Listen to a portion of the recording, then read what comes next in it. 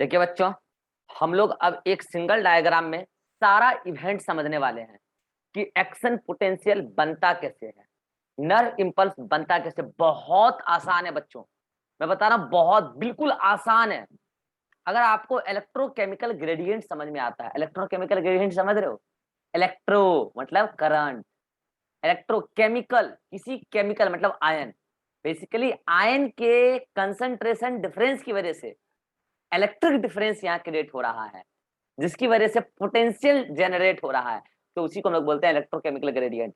तो अगर आपको इलेक्ट्रोकेमिकल ग्रेडियंट का बेसिक आइडिया है, जो मैंने आपको सिखाया है, तो आपको बिल्कुल आसान लगेगा mechanism of generation of nerve impulse. क्योंकि अगर आपको इलेक्ट्रोकेमिकल ग्रेडियंट का आइडिया है, तब तो आप पैसिव डिफ्यूजन करा ही लोगे, मतलब कि पैसिव ट्रांसपोर्ट करा ही लोगे, एक्टिव ट्रांसपोर्ट भी करा लोगे। पंप के बारे में मैंने जानकारी दे दी है। तो आइए स्टार्ट करते हैं। देखिए, मैंने आपको कहा था पोलराइजेशन। आप जानते हैं पोलराइजेशन के दौरान क्या होता है? इनर मेम्ब्रेन नेगेटिवली चार्ज और आउटर मेम्ब्रेन पॉजिटिवली चार्ज। अच्छा सुनिएगा, मैं पहले आप सभी बच्चों का एक गलत फहमी दूर कर दूं। और वो गलत फहमी क्या पता है? आप में से 99% बच्चे अभी गलत फहमी में है। क्या? सुनिएगा, क्या गलत फहमी मैं बता रहा हूं। आप इस गलत फहमी में हैं कि सर आप ना यहां से लेके यहां तक का पूरा एक्सोन बना दिए। क्या आप सभी यही समझ रहे हैं? सर आप तो यहां से लेके मतलब एक्सोन हिलॉक से लेके टीलोडेंड्रा तक का पूरा एक्सोलीमा बना दिए। नहीं, मैं इस न्यूरॉन का बस छोटा सा सेगमेंट अभी बनाया हूं, काट के। इसको काट के मैंने जूम किया। कितने लोग समझ गए मैं क्या बोलना चाह रहा हूं? तो आप इस गलत फहमी में ना रहें कि मैं पूरा पोर्शन बना दिया हूं। नहीं, मैं तो बस एक छोटा सा सेगमेंट को काट के जूम करके दिखाया हूं भाई साहब। यहाँ पे अभी तो खेल हुआ ही नहीं है, खेल तो अब होगा। हम पूरे एक्सोलीमा पे भी समझेंगे कि इलेक्ट्रॉन करंट कैसे जाती है। तो ये बात आप बिल्कुल ना सोचें कि मैं पूरा का बना दिया हूं डायग्राम, ठीक है? क्योंकि इससे बाद में आपको कंफ्यूजन हो जाएगा नहीं तो, ठीक है? चलिए, तो बच्चों आप देखिए, जहां पर का भी न्यूरॉन का ये सेगमेंट है। अच्छा, एक बात आप जानते हैं कि ईसीएफ में Na+ ज्यादा होता है। ये बात मैंने आपको सिखा दिया है कि ईसीएफ में Na+ ज्यादा नहीं, काफी ज्यादा होता है। Na+ वहां पे काफी ज्यादा होता है और K+ कम होता है, ठीक है? और आईसीएफ में K+ ज्यादा होता है और Na+ कम होता है। ये बात मैंने आपको सिखाया है। साथ साथ मैंने आपको ये भी सिखाया है कि आईसीएफ में कुछ फॉस्फेट होते हैं, वो कहां से आते हैं वो भी मैंने आपको सिखाया है। और यहाँ पर कुछ निगेटिवली चार्ज प्रोटीन होते हैं, ये भी मैंने आपको सिखाया है। जबकि यहाँ पे कुछ क्लोराइड आयन भी होते हैं, ये भी मैंने आपको सिखा दिया है, ठीक है? अब बात ये है कि सर जी आप तो कहते हैं open ion channel normally open रहता है, तो बिल्कुल तो सही बोलते हैं, इसमें दिक्कत ही क्या है? तो सर जी ओपन है तब तो यहाँ पर जो इलेक्ट्रोकेमिकल ग्रेडियंट है, मतलब सोडियम और पोटेशियम का ग्रेडियंट, उस हिसाब से तो ओपन आयन चैनल से मूव करते रहेंगे सब्सटेंस। हाँ करेंगे। तो K+ ओपन आयन चैनल से सर जी पोटेशियम अपने हाई कंसेंट्रेशन से लो कंसेंट्रेशन जाएगा सर जी। तो अंदर में ज्यादा है तो सर बाहर भेज दे। हाँ भेज दो ना, क्या दिक्कत है? सर जी और पोटेशियम आयन चैनल दिख रहा, हाँ भेज दे ना बाहर, क्या दिक्कत है? ले भेज दे। सर जी सोडियम को अंदर भेज दें क्योंकि सोडियम बाहर ज्यादा है अंदर कम है, तो इसका पैसिव डिफ्यूजन ऐसे हो जाएगा, पैसिव ट्रांसपोर्ट फैसिलिटेटेड डिफ्यूजन ऐसे हो जाएगा। बिल्कुल सही रे, भेज दे। और ये क्या है? तो बच्चों ये पोटेशियम आ रहा है ईसीएफ में, ये पोटेशियम आ रहा है ईसीएफ में, और ये सोडियम आ रहा है आईसीएफ में। और ये सब ओपन आयन चैनल के थ्रू हो रहा है। अभी किसी प्रकार का कोई स्टिमुलस नहीं दिया गया है, और जिस दौरान किसी प्रकार का कोई स्टिमुलस नहीं दिया गया है, तो इस ओपन आयन चैनल की एक्टिविटी की वजह से अंदर की तरफ निगेटिव चार्ज क्रिएट होने लगता है। क्या बोल रहा हूं मैं? अंदर की तरफ निगेटिव चार्ज क्रिएट होने लगता है। और ये अंदर की तरफ अभी आयन चैनल कैसे निगेटिव चार्ज कंट्रीब्यूट कर रहा है? क्योंकि ज्यादा नंबर ऑफ चैनल किसका है? पोटेशियम का, ओपन आयन चैनल।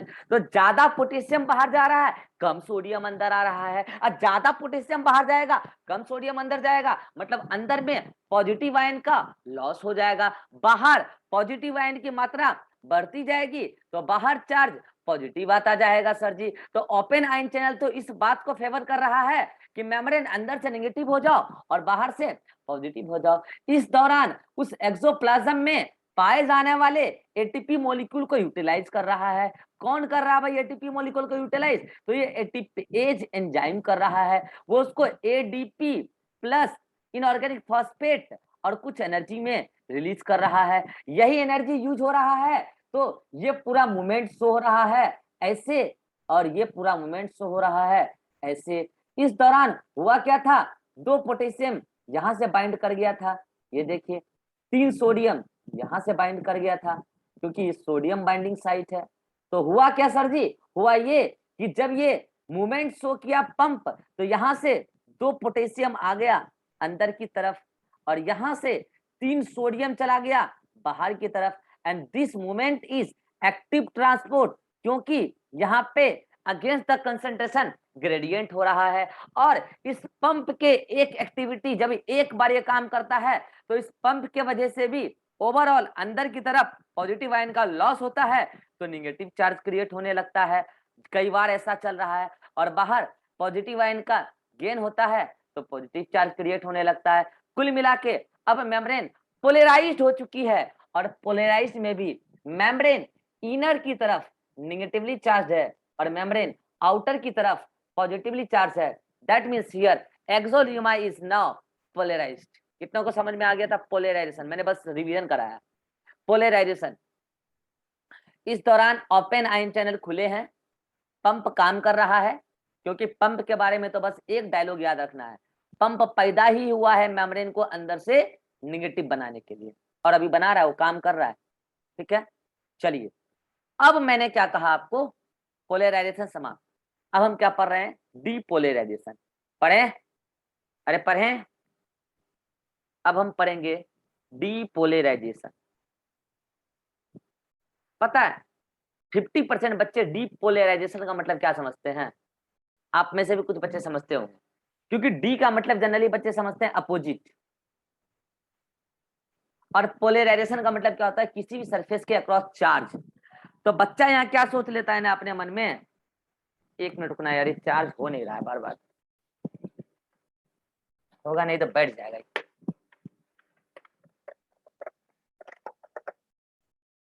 अब ठीक है। हाँ, तो बच्चा क्या सोच लेता है ना अपने मन से, सर जी डीपोलराइजेशन, क्योंकि डी का मतलब होता है अपोजिट, और पोलराइजेशन का मतलब होता है किसी भी सरफेस के अक्रॉस चार्ज। तो बच्चा सोच लेता है अच्छा सर, किसी सरफेस के अक्रॉस चार्ज आना मतलब पोलराइजेशन, मतलब डीपोलराइजेशन का मतलब ये है कि सरफेस के अक्रॉस चार्ज खत्म हो जाएगा।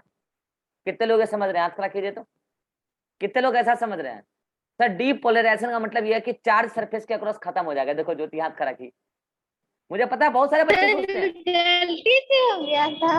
गलती से हो गया, तो अब नाम तो लेंगे ना, हाथ तो खड़ा हुआ है। तो बच्चे हाँ सोच रहे हैं ठीक है कि फिर। डीपोलराइजेशन का मतलब चार्ज खत्म हो जाएगा सरफेस के अक्रॉस, नहीं, ये आप गलत सोच रहे हैं। यहाँ डी का मतलब अपोजिट भी है, और पोलराइजेशन का मतलब चार्ज भी है, मतलब चार्ज अपोजिट हो जाएगा। अरे पोलराइजेशन के आगे डी वर्ड लगाया है, इसका मतलब ये है कि जो सरफेस पहले पोलराइज था वो अभी भी पोलराइज रहेगा, लेकिन चार्ज रिवर्स हो जाएगा। इसीलिए बेटर ये होगा कि आप यहाँ डी का वर्ड का मतलब आप अपोजिट मत सोचो, आप इसका मतलब क्या सोचो, रिवर्स, मतलब चार्ज रिवर्स हो जाएगा। जो सरफेस अभी निगेटिवली आपको दिख रहा है वो पॉजिटिव हो जाएगा, और जो पॉजिटिव सरफेस दिख रहा है वो निगेटिव हो जाएगा। और ऐसा तो तब होगा ना जब आयन का हो मूवमेंट। तो करा आयन का मूवमेंट। चलिए एक बात समझिएगा, ये न्यूरॉन था, सभी लोग ध्यान दीजिएगा, ये न्यूरॉन था, अरे था ना, मैंने कहा कि मैंने इस सेगमेंट का डायग्राम बनाया, अरे ठीक है, मैंने कहा कि यहाँ पे रिसेप्टर है, कहाँ पे, डेंड्राइट्स पर, आपको पता है रिसेप्टर है। मैंने कहा आपने स्टिमुलस दिया, रिसेप्टर ने रिसीव किया, किसने बनाया, ग्रेडेड पोटेंशियल। बच्चों ग्रेडेड पोटेंशियल कैसे बनता है, कैसे ट्रेवल करता है, एमबीबीएस में पढ़ोगे, यहाँ नहीं पढ़ाऊंगा, आपके सिलेबस में नहीं है। ठीक है, graded potential distance and time varying current है, समय और दूरी के साथ ये वेरी करता है, अपना इसका जो करंट का वैल्यू है वो वेरी करता है। ठीक है, हाँ, लेकिन ये बात, ये ग्रेडेड पोटेंशियल का सिंथेसिस फॉर्मेशन कैसे होता है, ये बात आपके लेवल पर काम करनी है। बस आप समझो कि रिसेप्टर ने स्टिमुलस को रिसीव किया, स्टिमुलस क्या हो सकता है कि न्यूरॉन के आसपास का इन्वायरमेंट में change, temperature, touch, pressure, heat, कुछ भी ऐसा कुछ चेंज हुआ, रिसेप्टर ने उसको महसूस कर लिया और वो स्टिमुलस दे दिया डेंड्रोन को, डेंड्रोन ने उस स्टिमुलस के अकॉर्डिंग एक करंट बनाया। कैसे बनता है ये आप अभी यहाँ नहीं पढ़ोगे, करंट बनाया, देन ये करंट ट्रेवल करके आया एक्सॉन हिलॉक के पास। ओके, देन ये ग्रेडेड पोटेंशियल ही, देन ये ग्रेडेड पोटेंशियल ही इस पूरी एक्सॉन के लिए स्टिमुलस का काम करती है। लेकिन सबसे पहले ये ग्रेडेड पोटेंशियल एक्सॉन हिलॉक के लिए स्टिमुलस का काम करती है। कितने लोग समझ गए मैं क्या बोलना चाह रहा हूं? ग्रेडेड पोटेंशियल बन के आया सबसे पहले एक्सॉन हिलॉक के पास, तो एक्सॉन हिलॉक के लिए ये स्टिमुलस का काम करेगी। अब स्टिमुलस तो क्या होता है कि इन्वायरमेंट में किसी भी प्रकार का चेंज हुआ है। अब चेंज क्या हुआ है वो तो डिपेंड करता है कि इन्वायरमेंट में क्या हुआ है भाई। पीएच बढ़ गया क्या, टेम्परेचर बढ़ गया क्या, क्या हुआ वो तो बाद का पता है, लेकिन चेंज हुआ है बस इतना है स्टिमुलस। उसको तो रिसीव करता है डेंड्राइट्स ने, देन डेंड्रोन ने मैसेज भेजा एक करंट के फॉर्म में एक्सॉन हिलॉक को। तो एक्सॉन हिलॉक बस इतना जानता है कि जब हमें कुछ ऐसा इंफॉर्मेशन मिलेगा कि कुछ हलचल हुआ है, तो मैं सबसे पहले क्या देखूंगा कि एक्सोलिमा के अंदर कौन सा चार्ज है, एक्सोलिमा के अंदर वोल्टेज क्या है, और उस वोल्टेज के अकॉर्डिंग मैं वोल्टेज गेटेड चैनल खोलूंगा। देन उसके बाद मैं आगे कुछ करूंगा। कितने लोग समझ गए मैं क्या बोल रहा हूं? एक्सॉन तो बस इतना सीखा है कि मुझे ग्रेडेड पोटेंशियल जब भी आके बोलेगा कि बाहर कुछ हलचल हुआ है, तो मैं तो बस इतना सबसे पहले देखूंगा कि एक्सोलिमा के अंदर वोल्टेज क्या है, हाई या लो, और उसके अकॉर्डिंग मैं वीजीसी को खोल दूंगा। कितने लोग समझ गए अब क्या बोलना चाह रहे हैं? कितने लोग समझ गए? अब बताओ सुमन, अगर अभी स्टिमुलस दिया गया है नॉर्मल, अभी न्यूरॉन को कोई स्टिमुलस पहले नहीं मिला था, पोलराइज स्टेट में था, अभी स्टिमुलस मिला, वो स्टिमुलस पहुंचा एक्सॉन हिलॉक के पास, तो बताओ अभी एक्सॉन हिलॉक के पास मेम्ब्रेन अंदर से निगेटिवली था या पॉजिटिवली था?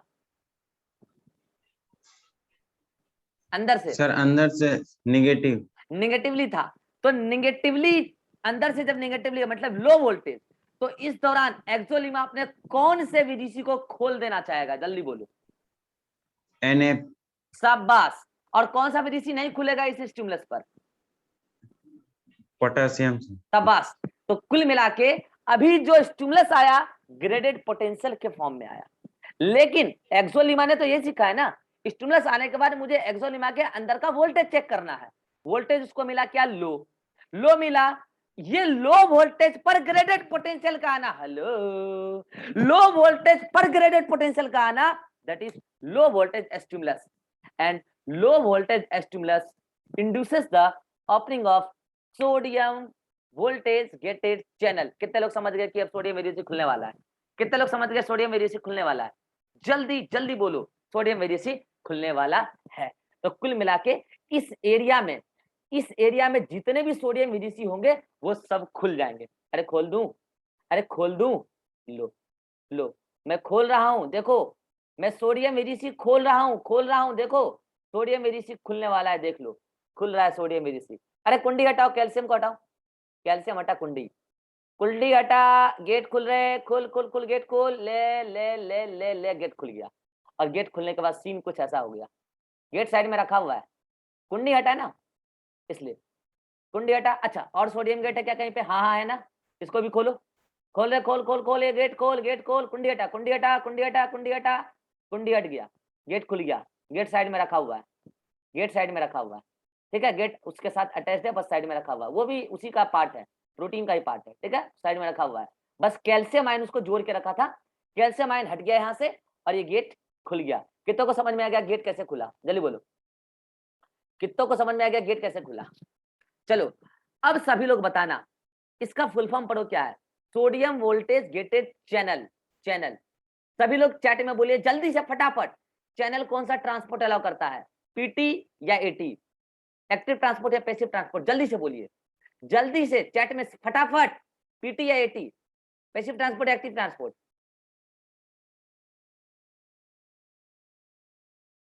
सभी लोग को पता है पैसिव ट्रांसपोर्ट। चलिए अब आप बोलिए पैसिव ट्रांसपोर्ट के लिए ग्रेडियंट जरूरी है, मतलब जो आयन मूव करना चाहता है उसका ग्रेडियंट होना जरूरी है।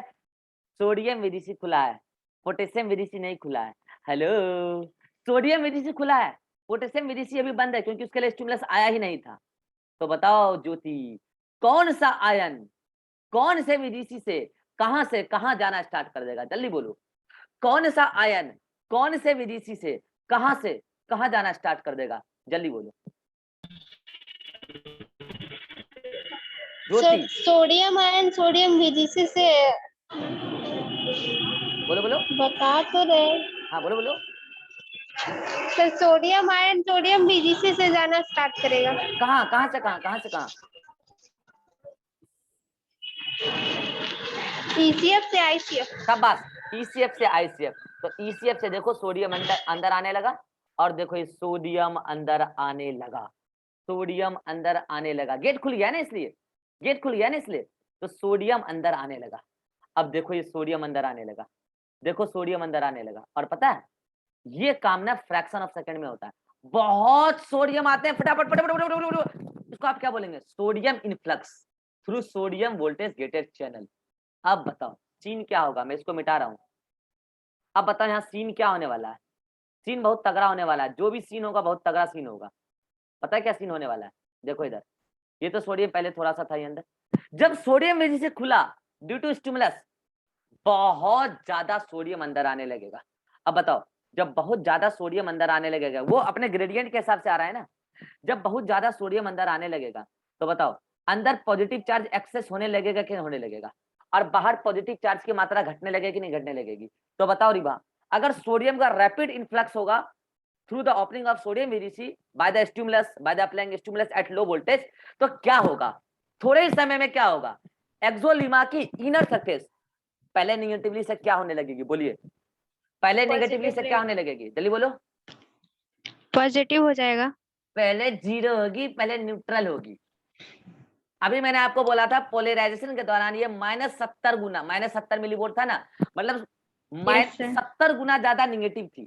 तो पहले क्या होगी? पॉजिटिव सरफेस के रेस्पेक्ट में पहले न्यूट्रल होगी, क्योंकि पॉजिटिव चार्ज अंदर आ रहा है, तो यहाँ पे इलेक्ट्रोनेगेटिविटी को खत्म किया जाएगा, तो थोड़ा सा पहले न्यूट्रलाइज होगा, न्यूट्रलाइज होगा तो पोटेंशियल डिफरेंस धीरे धीरे क्या होगा? घटता जाएगा। मान लो -70 से -60 हुआ है, -50 हुआ, -40 हुआ, -20, -10, -5 और 0 हो गया। मतलब इतना पॉजिटिव अंदर आ गया कि बाहर और अंदर पॉजिटिव आयन का कंसंट्रेशन, मैं सोडियम के नहीं बोल रहा हूं, बाहर और अंदर पॉजिटिव आयन का कंसंट्रेशन इक्वल हो गया, इसीलिए पोटेंशियल डिफरेंस 0 हो गया। कितनों को समझ में आ गया? हाथ खड़ा कीजिए जल्दी से, कितनों को समझ में आ गया? सोडियम के अंदर आने से बाहर और अंदर का पॉजिटिव आयन का कंसंट्रेशन इतना इक्वल हो गया कि पोटेंशियल डिफरेंस 0 हो गया। छोटू समझ में आया? छोटू, छोटू समझ में आ रहा है? Yes sir. पोटेंशियल डिफरेंस 0 हो गया। अब पता है जब पोटेंशियल डिफरेंस 0 हो गया, बोलो सोडियम वजह लो वोल्टेज पर खुला था कि नहीं खुला था? लो वोल्टेज का स्टिमुलस था, तो जब वो 0 हो जाएगा तो लो वोल्टेज तो गया, लो वोल्टेज तो अब रहा नहीं। तो अब सोडियम वजह को समझ में आ गया मेरा समय गया, मतलब मुझे बंद हो जाना है। उसका समय चला गया ना, लो वोल्टेज नहीं रहा ना, लो वोल्टेज पर उसको स्टिमुलस मिला था तो खुला था, लो वोल्टेज चला गया जैसे ही उसको समझ में आ गया मुझे बंद होना है। अब वो बंद होना स्टार्ट होगा, जब तक वो बंद होना स्टार्ट होगा, लो बंद होना स्टार्ट हुआ, बंद होना स्टार्ट हुआ, बंद होना स्टार्ट हुआ, तब तक थोड़े वो सोडियम और अंदर चले गए। छोटू जैसे, ये छोटू है ना, घुस जाता है किधरों से, जाता है मार्केट, किधरों गली गली से घुस लेता है, अपना सामान खरीद कर तुरंत आ जाता है। मोटे छोटे लोग को प्रॉब्लम होता है, गेट बंद हो रहा है मार्केट का, घुस जाएगा किनो पतली गली से, तुरंत निकल ही हो जाएगा। तो उसी टाइप का सोडियम है, छोटू है, ये क्या करेगा? गेट से जल्दी जल्दी बंद हो रहा है तब तक में घुस जाएगा, घुस के इधर आ जाएगा। मतलब जब 0 हुआ पोटेंशियल डिफरेंस, तब सोडियम बीजीसी का गेट बंद होना स्टार्ट हुआ, लेकिन तब तक बंद होने में थोड़ा समय लग जाएगा, तब तक थोड़ा सा ज्यादा ही सोडियम अंदर आ जाएगा। अगर तब तक थोड़ा ज्यादा ही सोडियम अंदर आ गया तो बताओ जो सरफेस के अक्रॉस पोटेंशियल डिफरेंस अभी 0 हो गया था, क्योंकि दोनों तरफ पॉजिटिव चार्ज इक्वल हो गया था, अब क्या होने लगेगा? ये वाला सरफेस पॉजिटिव होने लगेगा, क्योंकि थोड़ा ज्यादा ही सोडियम अंदर आ गया ना। गेट बंद होते होते इतना सोडियम अंदर आ जाएगा कि अंदर पॉजिटिव चार्ज एक्सेस हो जाएगा और बाहर निगेटिव चार्ज होने लगेगा। बाहर क्या होने लगेगा? निगेटिव चार्ज होने लगेगा। बाहर क्या होने लगेगा भाई? निगेटिव चार्ज, क्योंकि बाहर से ही सोडियम अंदर आया है, तो बाहर से जो सोडियम अंदर आया है अंदर पॉजिटिव चार्ज होने लगा और बाहर निगेटिव चार्ज होने लगा। तो लो बाहर में निगेटिव चार्ज दिखाना शुरू कर देता हूं। मुबारक हो जी, मुबारक हो, डीपोलराइजेशन हो चुका है, सरफेस की चार्ज रिवर्स हो चुकी है। कितनों को डीपोलराइजेशन समझ में आया? कितनों को डीपोलराइजेशन समझ में आया? ये चार्ज कैसे रिवर्स हो रहा है? अब मुझे पता है, आपके मन में क्या सवाल चल रहा है। आप बोलोगे सर पंप जो है ना, अगर पंप चलता रहा तो पंप तो बाहर 3 सोडियम फेंक रहा है, 2 पोटेशियम अंदर ला रहा है, तो पंप की वजह से अंदर पॉजिटिव आयन का लॉस होगा, जबकि सोडियम VGC की वजह से अंदर पॉजिटिव आयन का गेन होगा। तो आप बोलोगे सर ये पॉजिटिव चार्ज होगा कैसे? सुनिएगा मेरी बात। जब लो वोल्टेज पर सोडियम VGC को स्टिमुलस मिला था कि आप खुलिए और सोडियम का रैपिड इन्फ्लक्स होने लगा, तो पंप को समझ में आ गया मेरे बुरे दिन आ गए, और पंप क्या हो गया? डीएक्टिवेट हो गया। पंप डीएक्टिवेट हो गया, मतलब इस दौरान ये पंप डीएक्टिवेट हो चुका है। इस दौरान ये पंप डीएक्टिवेट हो चुका है। इस दौरान ये पंप काम नहीं कर रहा है। पंप डीएक्टिवेट हो चुका है क्योंकि पंप तो पैदा ही हुई है मेम्ब्रेन को अंदर से निगेटिव बनाने के लिए, लेकिन अभी सोडियम VGC ने इतना सोडियम अंदर डाला, इतना सोडियम अंदर डाला कि अंदर का माहौल पॉजिटिव और बाहर का माहौल नेगेटिव हो गया। मुझे पता है आप बोलोगे सर अंदर कितना पॉजिटिव हुआ? अरे अंदर कितना पॉजिटिव हुआ सर, एक समय नेगेटिव था तो 70 गुना नेगेटिव था, आज पॉजिटिव हुआ है तो अंदर कितना पॉजिटिव हुआ? तो पता है जब आप इस दोनों को पोटेंशियल डिफरेंस नापोगे इस दोनों ही सरफेस का, तो आपको समझ में आएगा अभी इनर सरफेस आउटर सरफेस के तुलना में, अभी इनर सरफेस आउटर सरफेस की तुलना में +30 से लेकर +45 मिलीवोल्ट तक का पॉजिटिविटी दिखाएगी। मतलब अंदर वाला सरफेस 30 गुना से लेके 45 गुना ज्यादा पॉजिटिव हो जाता है। कितनों को समझ में आ गया? डीपोलराइजेशन हो गया। कितनों को समझ में आया? डीपोलराइजेशन हो गया। इतना पॉजिटिव, ये सब खेल हुआ है सोडियम VGC के गेट को बंद होने में जो समय लगा, उसकी वजह से ऐसा हुआ कि अंदर इतना पॉजिटिव आयन आ गया कि अब अंदर का वोल्टेज हाई हो गया है। अब सुनिएगा, अभी जब डीपोलराइजेशन नहीं हुआ था, मतलब पोलराइज स्टेट में, इससे पहले पोलराइजेशन था, बताइएगा इधर इधर इधर इधर इधर इधर इधर इधर पोलराइजेशन के दौरान, मतलब एट रेस्टिंग स्टेज, एनसीईआरटी क्या लिखती है? एक्सोलिमाइज मोर परमेबल फॉर पोटेशियम आयन। मैंने आपको रीजन भी दिया था, मैंने आपको क्या रीजन दिया था याद करो? रीजन था due to the more number of potassium open ion channel, याद आया? अच्छा, ओपन आयन चैनल को हम लोग लीकेज चैनल भी कहते हैं क्योंकि उससे हमेशा लीकेज होते रहता है, वो कभी बंद नहीं होता है, उसको लीकेज चैनल भी कहते हैं। तो at resting stage axolemma more permeable for potassium ion and almost impermeable for sodium ion due to more number of potassium open ion channel and less number of sodium open ion channel. That means during resting stage, hello, 1 crore रुपए की बात बोल रहा हूं, that means at resting stage permeability of exolema is determined by the number of open ion channel. कितनों को समझ में आया? At resting stage permeability of exolema is determined by the number of open ion channel, and that's why at resting stage exolema is more permeable for potassium ion and less permeable for sodium ion because the number of potassium open ion channel is much more than number of sodium open ion channel. ये resting stage की बात है। But when we apply stimulus, during resting stage membrane is negative from the inner side, and during this polarized state when stimulus is applied, this stimulus is for the sodium VGC, and sodium VGC opens at low voltage, and this low voltage is towards the inner side, and during this when sodium VGC opens at low voltage, then rapid influx of sodium takes place, and so that the polarity of charge across the exolema is reversed and depolarization completed. कितनों को समझ में आया? अरे कितनों को समझ में आया? सीधा झंडे की तरह हाथ खड़ा करो। अब सुनोगे 1 करोड़ रुपए की बात। 1 करोड़ प्राइस कितना है? प्राइस 1 करोड़। 1 करोड़ 1 करोड़ रुपए की बात सुनोगे? एनसीईआरटी ने क्या लिखा और पीएमटी वाला क्या पूछ सकता है? एनसीईआरटी ने क्या लिखा और पीएमटी वाला क्या पूछ सकता है? एनसीईआरटी ने लिखा during resting stage membrane permeability is determined by the number of open ion channel, but when we apply stimulus, then permeability of exolemma is reversed. That means after applying the stimulus, exolemma becomes more permeable for sodium ion and less permeable for potassium ion. क्या इसका कोई कारण बता सकता है? बोलो, hint मार दिया हूं मैं. After applying the stimulus, permeability of exolemma is reversed. That means after applying the stimulus, exolemma becomes more permeable for sodium ion and less permeable for potassium ion. Why? कौन बताना चाहेगा रीजन? हाथ खड़ा करो. शिवानंद बोलो बोलो बोलो, शिवानंद बोलो जल्दी.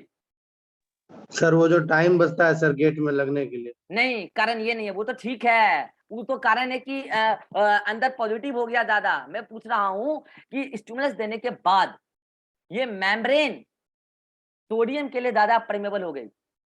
जब ये नॉर्मल स्टेज में थी तब स्टिमुलस मिला है, तो ये मेम्ब्रेन सोडियम के लिए ज्यादा परमेबल हो गई, जबकि पहले सोडियम के लिए कम परमेबल थी. स्टिमुलस देने के बाद ये मेम्ब्रेन सोडियम के लिए ज्यादा परमेबल हो गई और पोटेशियम के लिए कम परमेबल हो गई. वाई? रीवा बोलो. Rewa. Was Na+ open at low voltage. ये भी कारण नहीं है यार. बोलो Atiq. Na+ VGC low voltage पे खुलता है. अरे यार, आप लोग तो मेन बात बता ही नहीं रहे हो. लो वोल्टेज पे खुलता है, बस सच है. Because the number of sodium VGC is much more than potassium VGC. रे नंबर का चक्कर है. लो वोल्टेज पे खुलता है, सच बात है. सोडियम के लिए ज्यादा परमेबल क्यों हुआ, मुझे ये बताओ. Reason is that number of sodium VGC is much more than potassium VGC. हाँ, अब लाइन ऐड करो आगे. As number of sodium VGC is much more than potassium VGC, and as a stimulus is applied during resting stage, where membrane is at low voltage towards the inner side, so that after applying the stimulus at low voltage, more number of sodium VGC opens. And during this, potassium VGC do not open because there is a low voltage at inner side, and at low voltage sodium VGC opens, and much more number of sodium VGC opens, so that permeability of membrane is reversed for the sodium and potassium ion. कितनों को समझ में आ गया? हाथ खड़ा कीजिए सीधा झंडे की तरह, सीधा जैसे 15 अगस्त को भी झंडा फहरने वाला है. ये है भाई सबका. भाई ये कर, लोग वाग एनसीईआरटी चिल्ला रहे हैं, उनको एनसीईआरटी का एन नहीं पता और एनसीईआरटी चिल्ला रहे हैं. भाई दूसरे मास्टर जहां रुकते हैं ना, मैं तो शुरू ही वहां से होता हूँ. जैसा ना, आप दूसरे मास्टर के सामने बोलने मत लगना कि ये मैंने पढ़ रखा है, वो चकरा के गिर जाएगा दूसरा मास्टर. ये मंडी उंडी में जितने टीचर है ना, उनको पता नहीं है पोलैरिटी कैसे रिवर्स हो जाता है, और पोलैरिटी रिवर्स होने के पीछे कारण क्या है, ये तो भाई साहब 100 में से 1 लोग बताएंगे. लेकिन आप मेरे बच्चे हो तो आपको पता होना चाहिए क्यों पोलैरिटी रिवर्स हुआ. Number of sodium VGC is much more than potassium VGC, and at low voltage sodium VGC opens. और ये वोल्टेज इनर सरफेस के बारे में बात हो रही है, ठीक है. तो अब तक क्या हो गया? पोलराइज्ड हो गया. कितना? तो भाई 30 से 45 गुना, कभी 30 कभी 32, तो कभी 45 गुना भी हो जाता है, कभी 40 गुना, ऐसे वेरी करता है, लेकिन 30 से 45 गुना ज्यादा पॉजिटिव चार्ज हो जाता है. कितने लोगों को समझ में आ रहा है अगला क्या होने वाला है, आगे क्या होने वाला है? और आगे जो भी इवेंट होगा उसके लिए डीपोलराइजेशन ही जिम्मेवार है. क्या होगा सुमन बताओ? रिपोलराइजेशन. क्यों होगा? क्योंकि सर उसका जिम्मेदार है. हाँ, मतलब कि क्यों आगे रिपोलराइजेशन होगा, उसका काउज क्या है? काउज क्या अभी ऐसा हो गया कि तुम बोल रहे हो आगे रिपोलराइजेशन होगा? क्या देख के बोले? बोलो शिवानंद. सर अगला स्टिमुलस सर हाई वोल्टेज पे आएगा सर. शाबाश बहादुर, जियो मेरे शेर. पोलैरिटी अब रिवर्स हो गई और मेम्ब्रेन अंदर से अब हाई वोल्टेज पर है, और ये जो हाई वोल्टेज है ये अपने आप में पोटेशियम VGC के लिए एक स्टिमुलस है। ये अपने आप में पोटेशियम VGC के लिए एक स्टिमुलस है। लो सोडियम VGC बंद हो गया, कर दो इसको बंद, नहीं तो तामझाम गड़बड़ा जाएगा फिर। इसको बंद कर दें, लो बंद कर दिया। कुंडी बुलाओ, कुंडी कुंडी कुंडी कुंडी लाओ, कैल्शियम जोड़ दो इसको। सोडियम VGC बंद हो गया, हाई वोल्टेज जैसे ही 0 हुआ उसी टाइम बंद होना स्टार्ट हो गया, तब बंद हो गया। और हाई वोल्टेज पे क्या हुआ, पोटेशियम VGC खुल गया। अरे ओपन आयन चैनल तो खुले ही है तब से, उसका तो बात ही मत करो। ओपन आयन चैनल तो सबसे ओपन ही है। ये अब अंदर से हाई वोल्टेज हो गया तो कौन खुल गया, पोटेशियम VGC। बताओ रिभा, अभी डीप पोलराइजेशन के दौरान कोई बेहोश हुआ था, अब वो फिर से होश में आ जाएगा, वो कौन है? डीप पोलराइजेशन के दौरान कोई बेहोश हुआ था, वो फिर से होश में आ जाएगा, वो कौन है? जल्दी बोलो। सर K+ बेहोश था। कौन? K+। नहीं, अतीक। Na+K+ pump. शाबाश। Na+K+ पंप मेम्ब्रेन को अंदर से निगेटिव बनाने के लिए पैदा हुआ है। लीजिए, ये पंप अब एक्टिव हो गया, और ये पंप एक्टिव होकर क्या करता है आपको पता है? एक ATP को जब ये यूटिलाइज करता है तो क्या तोड़ता है ये? जल्दी बोलो। ADP प्लस फॉस्फेट और एनर्जी।